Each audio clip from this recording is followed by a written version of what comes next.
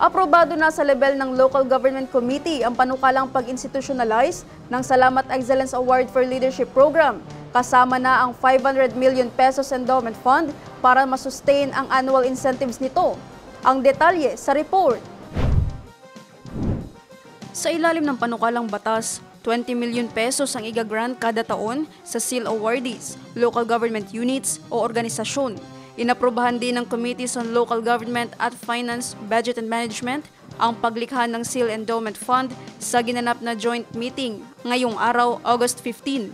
Ang pondo ay pangangasiwaan ng Bangsamoro Treasury Office at i-invest sa Sharia-compliant instruments alinsunod sa Islamic Finance Principles.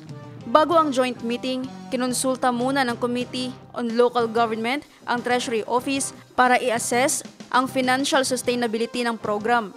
Inirekomenda ng BTO na taasan ang pondo sa 500 million pesos mula sa initial na 250 million pesos.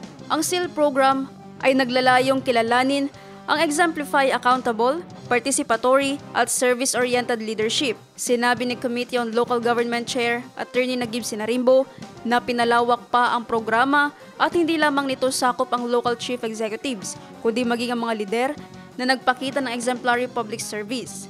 Isasalang na ang panukalang batas sa plenary para sa deliberasyon. Isinasapinal na ang committee report kasama ang mga dokumento para formal na hingin ang certification of urgency mula sa Office of the Chief Minister.